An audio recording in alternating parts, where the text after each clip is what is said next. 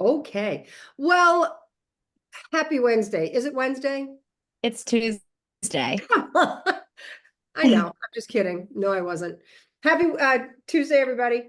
Welcome, welcome, welcome, welcome. So excited that Miss Anna Geiger is here, looking cool as a cucumber, if you know what I mean. Um, my name is Virginia Quinn Mooney. I will be your hostess for the evening, along with the beautiful Katie Carr. Katie, say hi. Hi, friends. It's so rude. Anna, I'm going to introduce you last, which is just, great way to start with your guest. But I've been teaching for a whole lot of years, and I am now fully immersed in the world of science of reading, doing everything I can, mostly taking every opportunity I can to speak with the change makers, such as Anna. Katie, you want to give us your little bio? I used to teach with Virginia in New Milford, and then now I'm teaching kindergarten and first grade in New York City. Fantastic. And Anna, do you want to introduce yourself, or would you like me to? You go ahead. All right. Well, as you know, Anna Geiger is, as I've already said, she's a major change maker in the world of literacy and getting things right. And, in our world, our favorite quote is the Maya Angelou, "Know better, do better." And she is leading the charge of know better, do better. She has a website, she has a blog, she has an incredibly impactful podcast. She has a new book.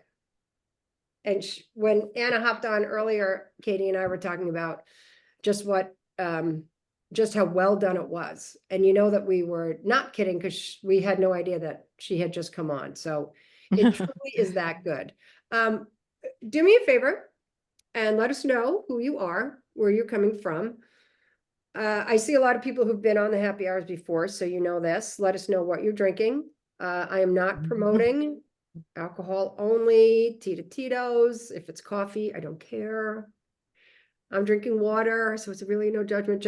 So where are you from? What are you drinking? And most of all, welcome and really happy to have you here. But just that being said, if you can turn your mic off. I hate always starting with turn your mic off. It's like, hey, welcome. No, be quiet, if you don't mind.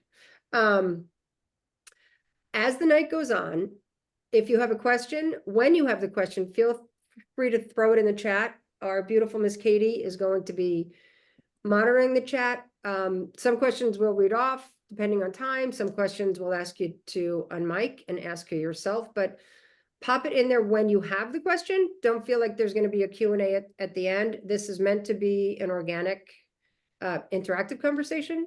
So whatever pops into your minds, happy to address it. Kombucha. Melanie, thank you for all you do. I think I've had the opportunity to say that to you before. Christina, thank you for all you do. I was going to put the link in. Come on. All right, my friends. So are we ready? Anna, you feeling good? Ready to go. Already started? All right. So I'm not sure how many people are familiar with your home life and your family life. And if they're not, they'll respect you even more that you find the time to do what you do. But you want to just provide us with a personal bio so we can appreciate and respect you even more. Okay, so I was a classroom teacher for 8 years, very much balanced literacy, heavy duty. Graduated in '99 from college, and that was a very whole language world, I would say, constructivism, and then got my master's degree about 5 years later, and that's where I really learned balanced literacy, and that was the heyday, right? So it was like around the year 2000 where I started doing some extra study after college, right when like Fountas and Pinnell's guided reading book came out. A year before that, Art of Teaching Reading was around that time. And I just ate it all up. It all made so much sense to me. It was so beautiful. And so that was the world I was in for all my teaching years. And then my last full-time day of teaching was the day my water broke on the way home from teaching first and second grade. And then my daughter was born then that next morning. And I spent about 5 years kind of not really paying attention to what was going on in education. I was raising my getting used to being a mom. And then when the oldest was 5, and then she had 3 little brothers, I really needed some kind of outlet. So I created my website, The Measured Mom, and it was going to be about parenting. That's why it's called The Measured Mom. I was struggling to be patient, struggling to be thoughtful. So that's what it was supposed to be an inspiration to myself. And I thought I was going to write parenting tips, found out really quick that's definitely not my strength. So I switched into sharing these really ugly printables that I was using with my kids, and people ate them up. This was back in 2013. So I don't think they would fly today. But then I realized, okay, this is something I like doing. So then I started sharing more teaching stuff. But it was, as I started teaching my kids to read, I don't homeschool, but as I started teaching them to read, it was very balanced literacy. And that was what I taught on my website. And over the years, I did different things. I created an online course that was completely balanced literacy based. This was in 2017. Gave workshops in person about balanced literacy methods. And then our family grew. So we have 6 kids now. My 5th grader was just off to the side asking for some help with some homework. So we'll have to catch that in the morning because you're going to go to bed before I finish. Honey, mommy has the microphone. So it's like the fire truck hat during small groups. I have the microphone. Right. So our youngest is in 3rd grade and our oldest is 17. So she's planned to be a teacher. She's going to graduate from high school this year. But anyway, they keep us busy with all the things they're involved in.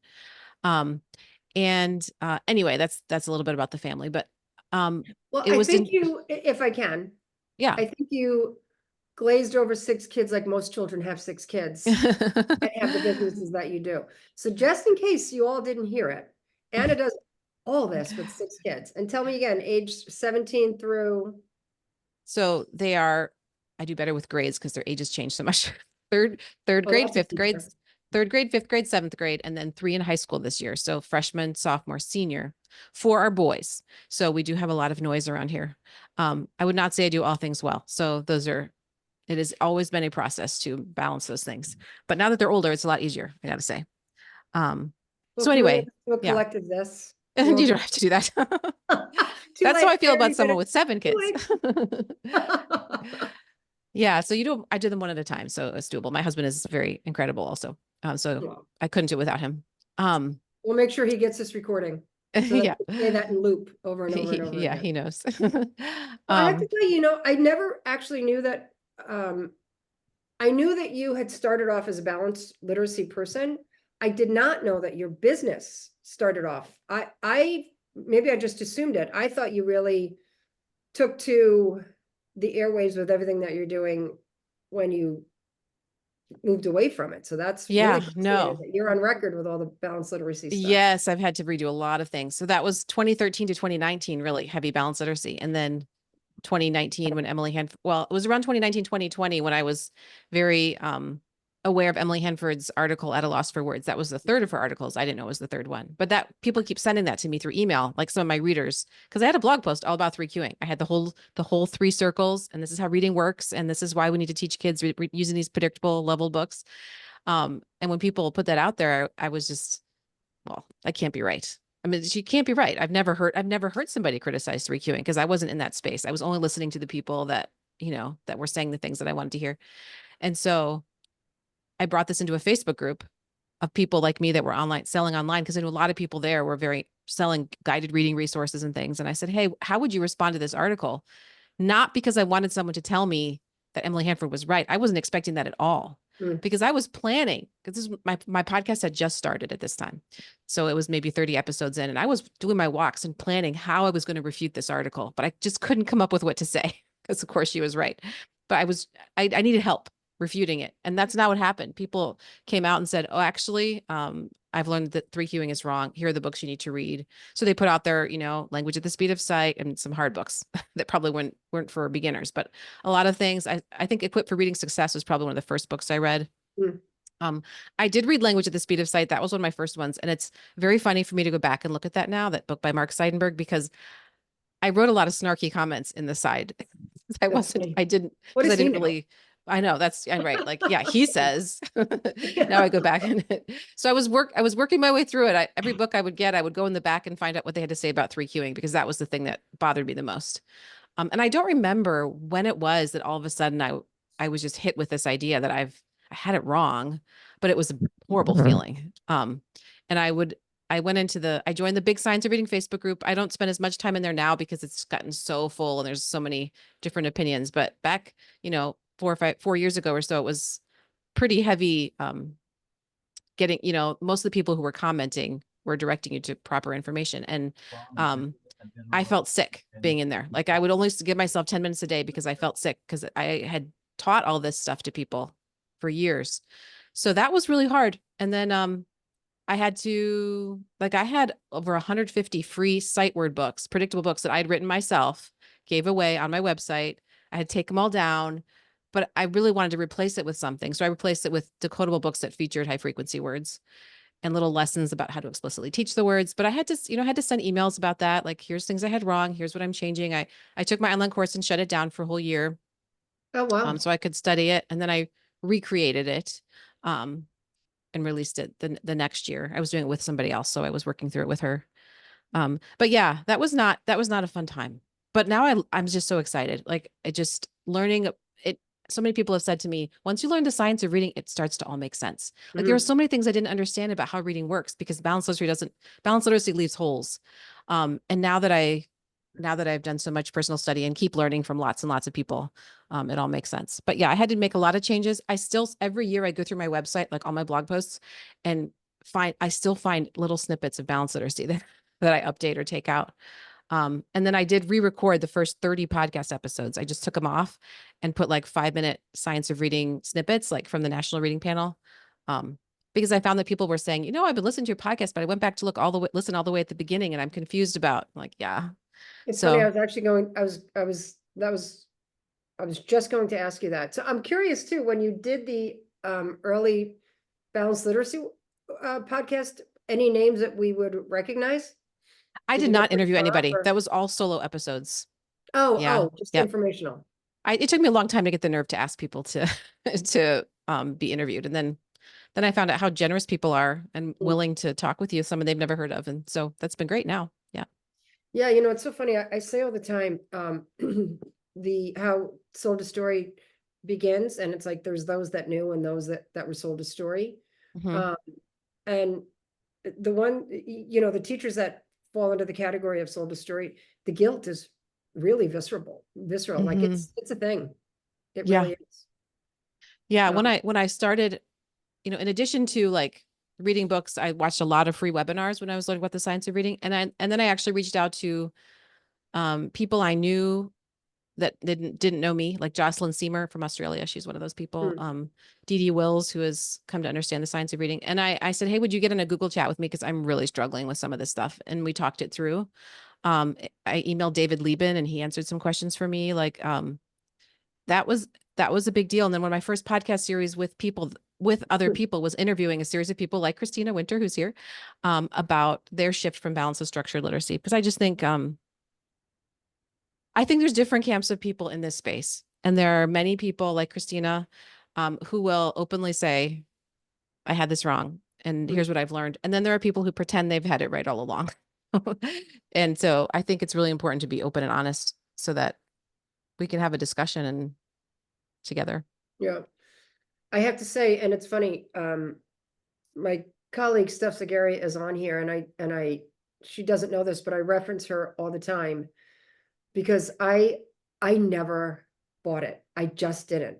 Mm-hmm. And I used to run into her room and go, what? Like read more and more? But we're like, what? Like cover the word or get your mouth ready? I mean, what do you mean get your mouth ready? And she'd be like, all right. But I'd like bat out of hell, run into her room, like, what? She's like, I know, Jen. And she, she felt the same way, but we're here now. Who was there? So, talking about your journey from balanced literacy to structured, do you remember and I actually know mine, but do you remember your like that one guest or that one moment that you kind of went, okay, all right, like your biggest paradigm shift? Yeah, so I wouldn't say it would be through my guests because I always try to really be well prepared for those interviews. So I kind of, I read their stuff and I kind of know what we're going to talk about. But before I had the nerve to ask people like that to be on my podcast, I always say there's 3 big understandings for me that really shifted things for me. And number 1 was orthographic mapping, and that was David Kilpatrick. I watched his webinars about that over and over till it finally made sense to me. And he has 5 kids, so I like him.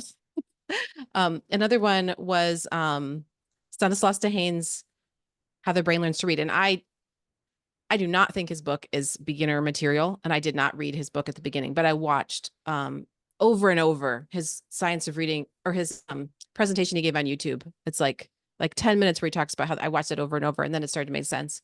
And then the third thing was Emily Hanford and 3Qing. Like her breaking that down about why it was a problem made me reconsider that. I didn't, it was that article that her article started everything for me. I really owe her a lot, and I really appreciate it. Because that's where I should say Margaret Goldberg, because the fact that Margaret Goldberg is referenced in the article, that's what really made me think about it more, because I didn't have much respect at the time. I didn't have much respect for a journalist trying to get into the classroom and tell us what was right or wrong. But when Margaret said she tried the 2 ways and she felt like the 3Qing had damaged kids, that really hurt. And that was something that really made me really think about it. So Margaret was on my podcast. She was one of the first people that I didn't know that I asked. And I was so excited that she agreed. And she wrote an endorsement for the book too, which I'm really honored by. Right. Yeah, she's amazing. She's amazing.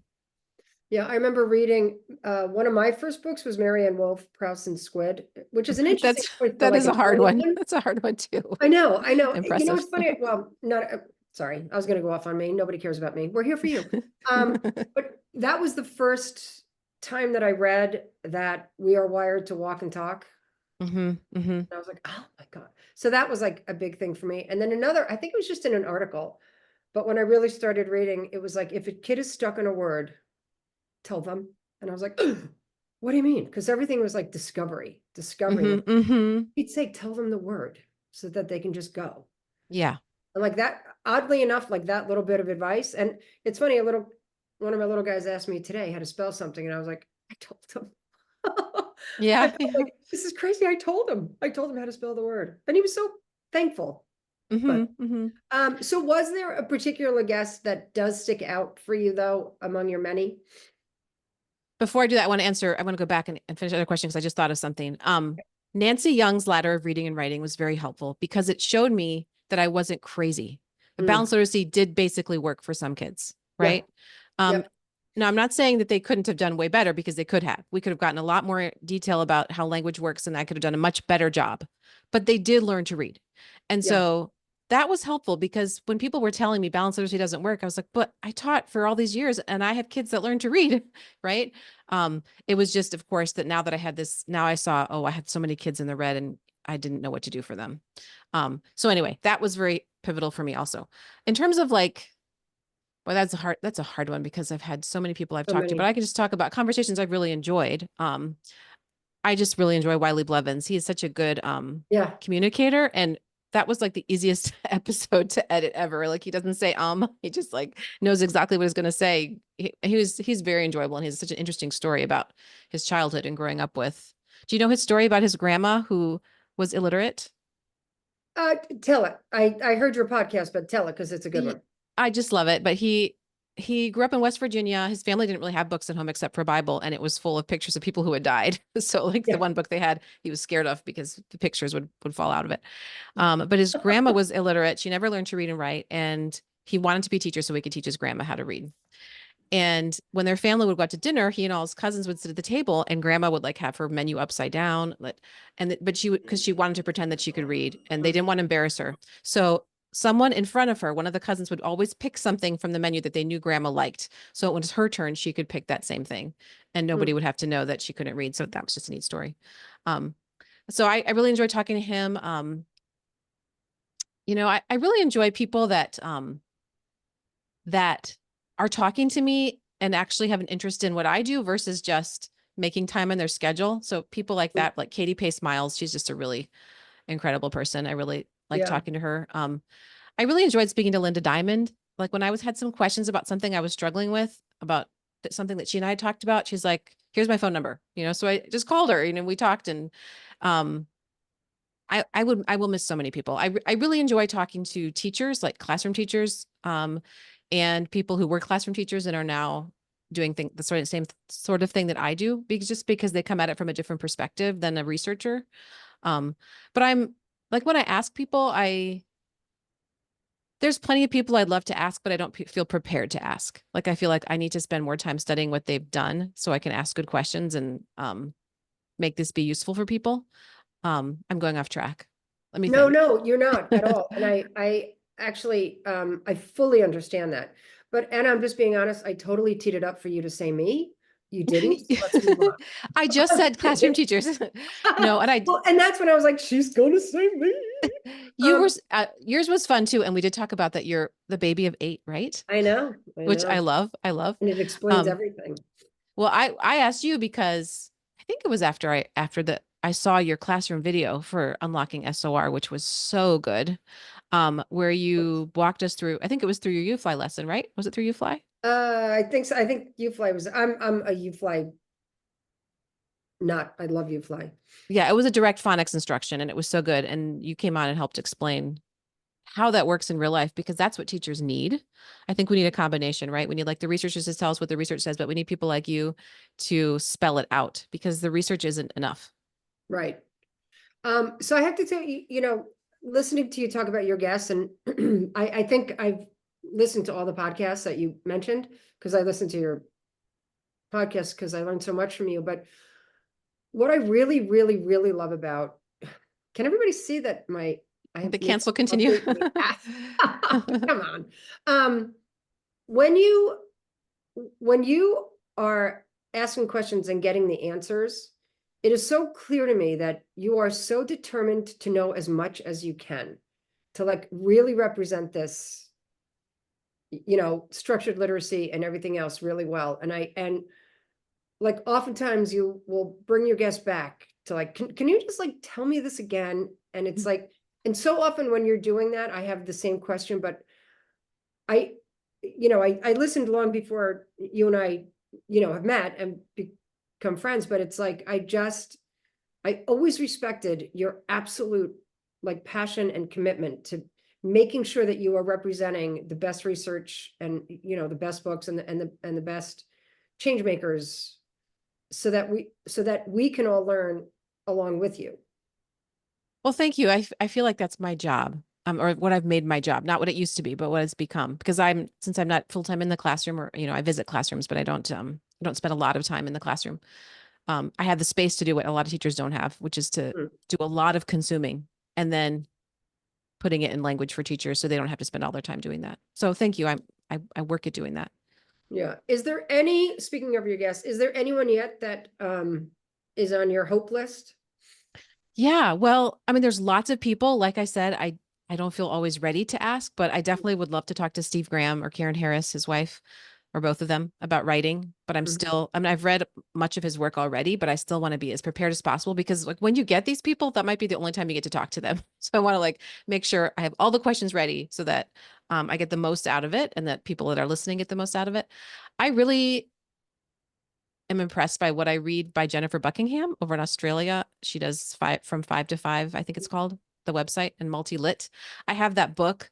I think it's Effective Teaching of Reading and Spelling. It's a beautiful, lovely book about the science of reading that is for classrooms. It's written in Australia and it's expensive to get it shipped over here, but it's an amazing book. It's like my favorite now, in terms of like all in one, beautiful, and it's got different authors writing different chapters. So she impresses me. And then there's other people that like Tiffany Peltier and Tiffany Hogan. I'm sure I would love to talk to people like that. I've reached out to Holly Lane 3 times and never got a response. So I don't know if the form didn't work. You have too. Okay. So maybe she's just busy. I actually met her in person and I was like, dropping the hints and she was like, Okay. Well, I'm going to see her in person next October at the Wisconsin Reading League. So maybe I'll try again, but yeah, I don't know. I just figured. She's wonderful. She's very funny. Yeah. She's very, very personable and she's very, very busy. Yeah. Yeah. I think I reached out to Linnea Airy a long time ago and she didn't want to. And I've heard her speak and now I can see why. Like she very much speaks from her, she reads her thing. I just don't, not sure that a podcast is what she would want to do. But I reached out to Anita Archer way back at the beginning. And I think I gave her a short window, which now I've learned don't do that. Funny, So I she had wasn't asked available. her to come on here as well. And she said, oh, I don't drink. And I was like, no. I misrepresented what I was, hoping to accomplish with. I was like, oh man. So my window was like slammed. Yeah, I know obviously she's in high demand. So, but I found that most people that I ask say yes, and it's amazing. And they really like to talk and share, and it's fabulous. I actually never thought the podcast would be, and it's not like it's a huge podcast or anything, but it really opens doors and it's great. And it's an easy thing to do. Like anybody can do a podcast. Just record yourself and upload it. Well, not if you have the New York accent that I have. I'm not so sure. I love it. Well, it's not just the podcast. You know, you have your website, you have the blog site. One of the things that you did that was such a game changer for so many of us was the catalog of all the podcasts. Oh yes, I need to update that. That was really Yeah. fun for me. Yeah. I took, for those who are listening, I don't know about that. I listened to hundreds of podcast episodes from all the podcast science of reading podcasts at the time. It's been like over a year now. So I really need to go back because there's new ones. And then I cataloged the best episodes. I thought it was like about 500 by category. So if someone goes to my website and clicks on, go to themeasuredmom.com and go to SOR resources, there's a drop down. I And the think we have it. podcast. Katie, you have that, right? I think Katie already got us. She covered us. Okay. Thank you, Okay. Katie. That one is very comprehensive. And then I'm starting to do some other ones where like blog post and article index, not research articles. That's a goal for the future, but just blog post and articles, Well, including like by Tim that's a good Shanahan. goal. And then another one I'm working on, but I don't have it, is YouTube, like a YouTube index. So all the patent, presentations, and Oh. there's just so many.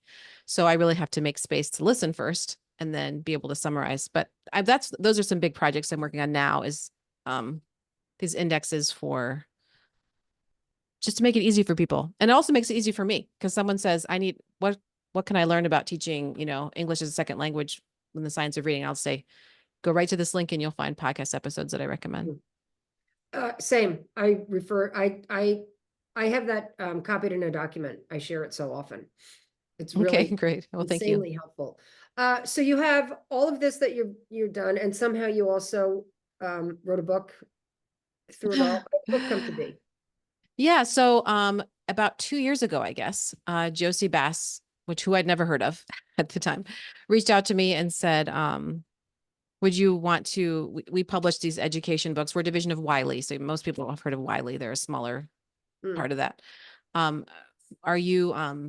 Would you consider submitting a proposal? So really what they do is they look for people that online educators like myself that have an audience and have a platform. And then would you submit a proposal? Which doesn't mean they'll accept it, but they want to know what you would do. And at the time I'd actually applied for Mount St. Joseph doctoral program and I was going to hear back in December. So I said, I don't know. Like if I get into this program, I won't have time. Then I didn't make it. So that was really disappointing, but I was like, well, I guess I'm writing a book this year, if it goes through. So then I put in my proposal, they accepted it, and they asked how long I needed. I said, I need about 18 months to write this. And they said, you can have 9. So then I had 9. I was just going to say that wasn't 18 months ago. We were No. yeah. Yeah, it was much faster. But that was the first year. Was it the second year? I can't remember. Either my youngest was in first grade or second grade. So it was the first or second year that all my kids were in school all day in 15 years, right? So I had not experienced that forever. So, because I kept them home for preschool. So this was the first time I would have a whole day to work. So I thought I could do it. And I pretty much that's what I did for, 9 or 10 months. And blessed to have a lot of people willing to read chapters for me. Christina's here. She read my phonemic awareness chapter and gave me feedback. Jen, you wrote an endorsement, but you didn't read any chapters, did you? I read the whole darn book. Right. I wasn't assigned a chapter. No, you just asked if I would, put a teacher's eye on. Yeah. And which I really, really appreciate, especially because you read it when it was like in an ugly draft format and printed the whole thing. It's in a 3-ring binder. Yeah. Yeah. That was very nice of you because I know it was really ugly. It was not laid out nicely at all. Yeah. And so then I have a team that works with me, five women who help me just run the business. I couldn't do it all by myself. And they are all former teachers, but not like people that spend all their time learning about the science of reading. So that was perfect because they were willing to read the chapters, and then every single chapter they would give me feedback. And if something wasn't making sense, I would hear that from them. And I had to keep sending until I send it back. And they said, okay, now I get it. Because there are things I just, once you just get in this space, you start assuming people know all these things you're talking about. So yeah. Let me text Well, my and daughter I who wants, sorry. Christina Go ahead. has a great question in the chat. Say it again. Christina has a great question in the Oh, chat. Christina. You want to unmute you. yourself and read it, Christina? Oh, I was just gonna say that you said it took 9 months. So when you were done, did you feel like you had a baby? No, because I only gained 3 pounds, which I'm still working on. No, there's a lot more pounds I'm working on, but yeah, that's true. I would say, I know it's funny that a lot of people ask me that. It wasn't nearly as physically demanding as pregnancy, that's for sure. But it is kind of like a baby, I guess. You put it out in the world. But yeah, I don't remember what else I was talking about. Sorry, I've got a notifications going on my phone right now about something. Christina, I owe you. I just started choking right as you turn your mic on. I have a question to chat about, but not on taking over here. Please do. So last year when we were at the Reading League, I remember Kareem Weaver was saying that we still have a lot of work to do. And I feel like, this is like I eat it, I breathe it, I dream about it, I read every book, I listen to every podcast. I feel like everybody knows about the science of reading. And I think the Right. statistics he said was like 70% of schools are still balanced literacy. I mean, do you, Isn't that crazy? Jenny or Anna or anybody else have anything to say about that? Because, I mean, if that's true, I feel like we do have so much work to do. I mean, And I can speak. Oh, go ahead. And I know like I get emails all the time from teachers saying like, we're still using F and P. And I'm like, how? I mean, how is this even possible? Like, anyway. So in Wisconsin, we have a Wisconsin Reading League event Friday, a couple days, and I'm on the advisory board, which just means that I'm there to, offer help, but I'm not in charge of it or anything. But I know the president has talked about the other Wisconsin, I forget what they're called, WSRA or something. And I looked up their itinerary for their conference this year. And I'm not kidding when I say this was pages and pages and pages and pages of workshops, and maybe 3 looked like they would be useful. They were all feel good balanced literacy topics. So, and that conference attracts tons of people. And then she was telling me that, well, I maybe shouldn't say too much on here. This is going on YouTube. But there is concern that leadership that's leading the charge to bring our state into the science of reading aligned practices is not what we would hope it would be. And so I know this is a further question that you had, Jen, but I think, are we on the right track? I think we are in danger of people thinking that the answer is the curriculum, the program, without doing the other work of assessment and intervention and differentiation as needed, and then blaming the science of reading and throwing it out the window. Like, that's where I'm afraid we're going. So we have to, yeah. Do you want to add something there? Katie, jump in. No, it just sounds so strongly like what's happening. Yeah, in New York City, right? I mean, that's happening. Like, we're starting to hear that already, aren't we? That people are blaming, like they're saying it's not doing what it's supposed to do. Yeah. Yeah, because I think like following the program is just the first step. It's, and also the programs are great. Katie, what New York Yeah. picks? Yep. What did they pick? Each district picked something different. But so District 1 picked expeditionary learning, which is the Lower East Side. Then District 2, which is most of Manhattan, picked Wit and Wisdom. But neither of those programs came with a phonics program. They didn't have to pick a phonics program too? So we only purchased, I can only speak for those 2 districts because those are the ones I know, but they only purchased the like literacy program, but there's no phonics in it. We, like at my school, I teach U-Fly in conjunction. That's crazy. Well, and that just, fun fact with that, the mayor who was making these decisions is dyslexic. And he's like, I'm going to get it right. And he didn't really lean into the people that could help him get it right. I think. Well, I think there might be more of a issue with. Yeah. But Yeah, he was just indicted. Oh, right. We digress. This is not what he's thinking about right now. I think another thing too is, it's such a I think you mentioned this in your episode with Melissa and Laura. I think you called double-edged sword with the laws that are being passed. Like, we do want to get rid of 3Qing, right? Like, we know we need to get rid of that, but then I don't like to see these required lists of programs that schools have to choose from, because all I see is these big box programs. And I mean, I don't know how they get on those lists, but I can imagine. I mean, and then unfortunately, you're giving teachers these giant bloated basils. How do they know what to use out of there? It really requires so much education to know what pieces are useful. Not every teacher is going to have that right away. And I have multiple people who have emailed me and said, can you try to get your resources on the state's approved list? Because I'm not allowed to use your stuff anymore. And, I go to these websites, they show me, and I have no idea what to do. Like, it is not an easy process. I'll have to talk to you, Christina, if you've accomplished that, especially since I have thousands of resources. It's not just like one program. That I get what they're doing. I do, because I know that it's easy to just pull random stuff off TPT that's not quality. And so they're trying to do quality control. But even with a full program, you need supplementary resources. And I don't know, I think they're in danger of really discouraging teachers, like, I don't know. I think it's just a really hard one, because some people will choose the wrong resources. Yeah. TPT still has a balanced literacy section. Yeah. Oh yeah. Well, there's also the implementation that's not really Yeah.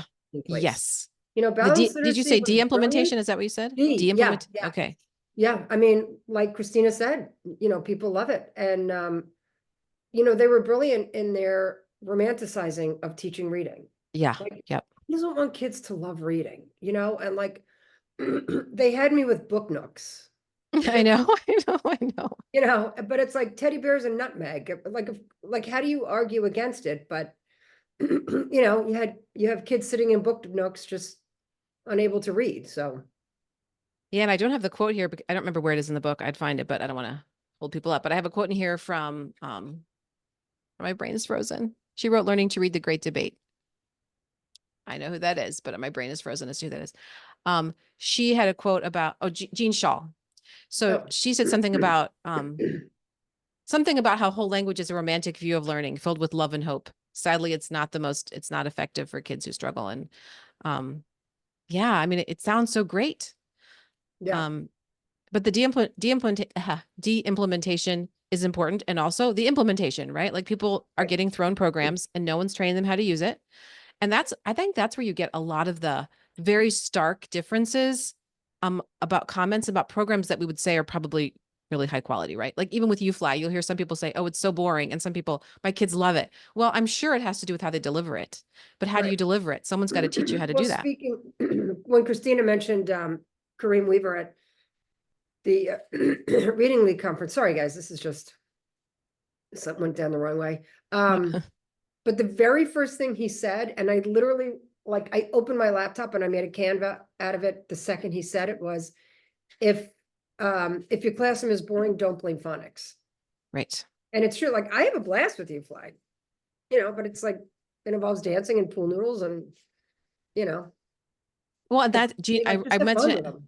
I mentioned that in the book too, because Jean Shaw, when she did her original research in the 60s in classrooms, trying to figure out if a meaning-based approach or phonics-based approach was the way to start teaching reading, she said that the phonics didn't matter what program, it was what the teacher brought to it for engagement. It's really, really fun reading. And that's why we're there. At the end of the day, like, that's why we're there. And it's fun. And it opens up big books, big opportunities. So your book, I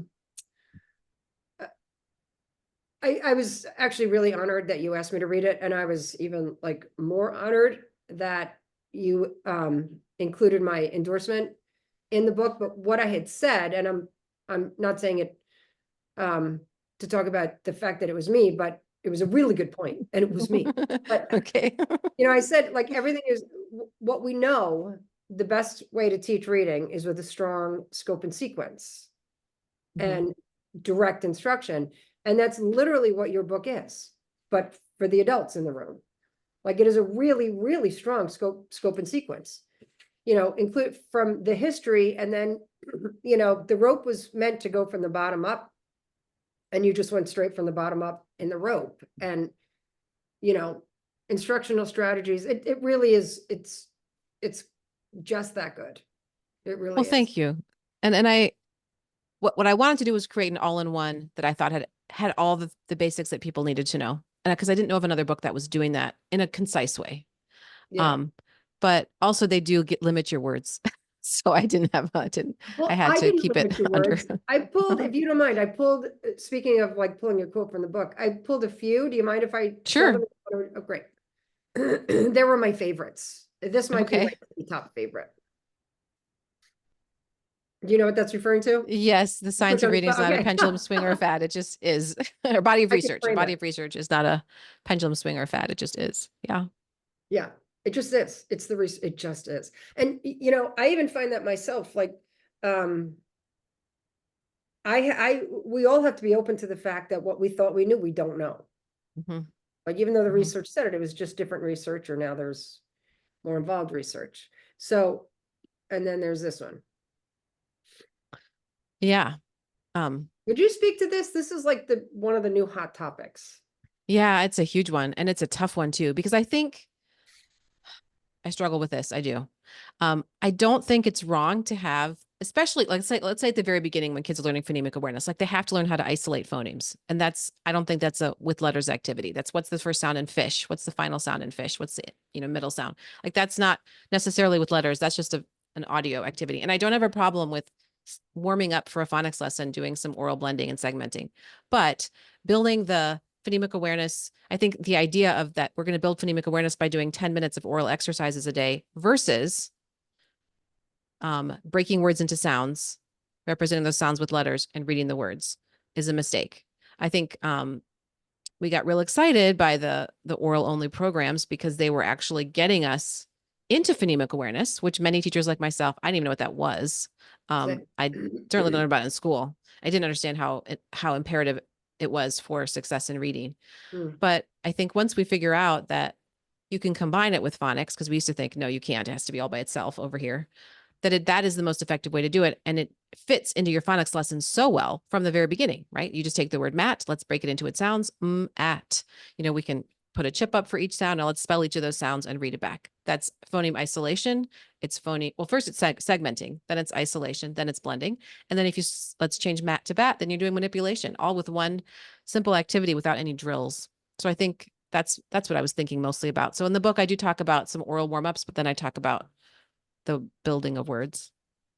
Yeah, it's not complicated. It really is that important. There's so many questions that get asked on the Facebook page, and I'm a moderator, and it's really, really hard. And there's almost 300,000. Oh yes. But it's amazing how often the answer is to go back to what you just said. Mm-hmm. Like, they're struggling with fluency. Well, we need to bring them back to there. Like, it's just that important. But, and it's not that complicated. I think that's what we found out. I mean, it's just breaking words apart, spelling them as a routine. Right. Here is another quote from your book, if you want to talk to us about it. Yeah. So I don't think I came up with the idea of mileage, but I've read, I especially love Isabel Beck and I don't remember how to say her name. Is it McCowan, McKeown or something like that? Margaret McCowan, I think. Right. They've done and I think somebody else too, but they've done a lot of books on vocabulary. Those are definitely my favorites. And they're the ones that came up with the concept of word tiers, that tier 1 words are words that native English speakers don't need to be explicitly taught. They just pick them up being in baby, chair, ball, things like that. And then the tier 3 are the very specific content specific words that we do teach, like in social studies and science. But the tier 2 words are the words that they're going to get the most mileage out of because they're going to appear in the books that they're reading, just their regular books. They're going to hear them in conversation. And so when we spend a lot of time explicitly teaching and reviewing words, we want to teach the words with mileage. One thing that's really helped me in thinking about that, like how to pick words for that, is do kids already know the concept of the word? So for example, The word fatigued, they know what tired is. So that really makes a lot of sense. The word ecstatic, they know what it means to be happy. So if if you're choosing words from the books you're reading, or, just choosing words to make a vocabulary program, think about, do they understand the general concept? Because that can help choose words. And then, yeah, words that you think that they're likely to encounter. Well, including assessments. Yes. Mm-hmm. Yep. Mm-hmm. One more quote. Yeah, so try as we might, we can't fast forward our way to fluency. I put that in there because this was something that I really had wrong for a long time. So when my students were reading, I use that in quotes, they're predictable books. I thought that was building fluency. And when I heard my kids, quote, read those books, and then I hear somebody else that's not the right word, slog through a decodable book, I felt smug because my students were fluent and those kids were like taking forever to get through the book. I was trying to fast forward to fluency, but that's not how fluency develops. It develops first through automaticity with sounds and decoding, which I wasn't doing. And so you can't, it's not fast for some kids, right? For most kids, probably. You gotta sweat through the words first. But I think teachers who understand how valuable that is, how important that is to rewire their brains through the slowly sounding out and the support they give, that's very exciting for kids. I had one of my friends, just a friend I have, local friend, texted me a video of her daughter who she's homeschooling, and she was just reading a word list, and she was like going sand, like every word she read, she's like, I know that word, and she was just sounding out a word list, and she was so excited. So once we as adults value it, then our students can value it too, get excited. Right. Yeah. It's funny, you're right. The automaticity with the predictable texts. We all did take pride in it. They would go home and read the book to their parents, and they would practice with their parents.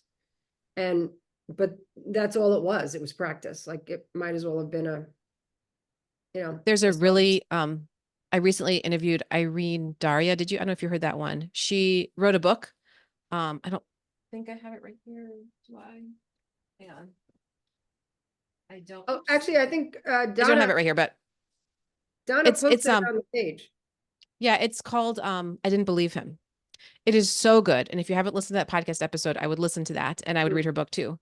But she talks about how her son was in New York public schools. He's like in his 20s now. So about the time I was teaching, and not in Wisconsin or another state, not New York. But anyway, he was a very balanced literacy school, not really taught to sound out words, these leveled predictable books. And they all assumed he was doing okay because he was getting through these pattern books. He seemed like he was reading. And then he was telling her at the very beginning, he's this little 5-year-old boy, Mommy, at school, we're just supposed to read what the pictures say, but that's not reading. How do you read?